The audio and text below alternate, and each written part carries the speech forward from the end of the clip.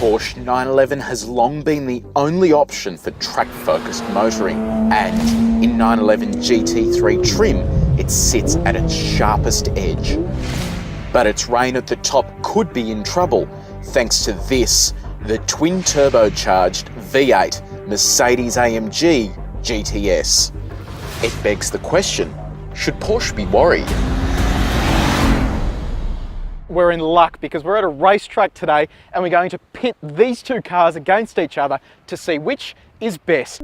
Sadly, we don't have access to the Nürburgring, so we've headed to the Haunted Hills hill climb southeast of Melbourne. It's a tight, twisty circuit that will give us a good feel for what these cars are capable of. Now, they've got the same tyres, but mine are bigger. Why? Look, you've got the engine in the back, I'll give you that. But I've got a brand new 4-litre bi-turbo V8 right out the front. 375 kilowatts of power and 650 newton meters of torque. It'll do 0 to 100 in just 3.8 seconds. I've got 2 less cylinders, I make 350 kilowatts of power, 440 newton meters of torque, and I'll get from standing to 100 kilometers an hour in 3.5 seconds. But 0 to 100 figures seriously mean nothing. It's all about how they go on track. So I reckon we stop talking and get in the cars. Go-kart, a big go-kart, that's what the GT3 feels like.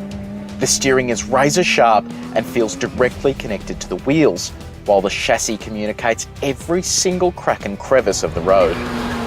You can literally throw it into a corner, bury the throttle on exit and hold on as the rear engine 911 bites down and slingshots into the horizon.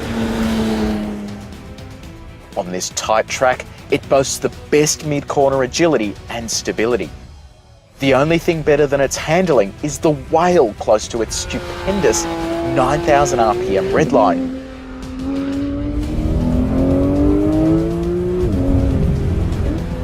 The brakes bite with absolute certainty and happily ensure a battering, only getting better with time and operating temperature. While the GT3 offers precision and agility, it's the GTS that delivers on acceleration and a godly menacing exhaust note.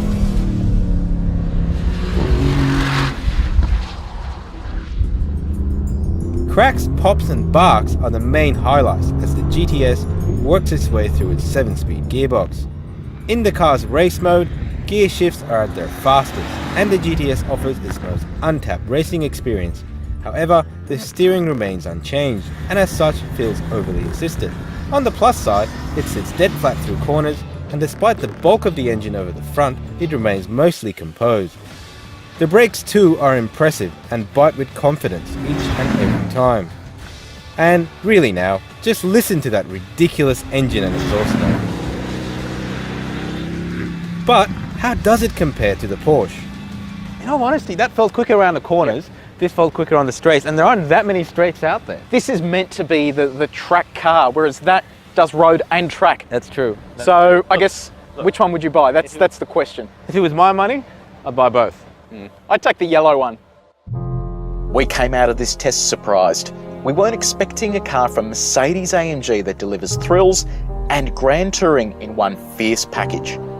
It most certainly takes the fight to the 911 GT3, which means we'll have to come back to the track for a timed face-off.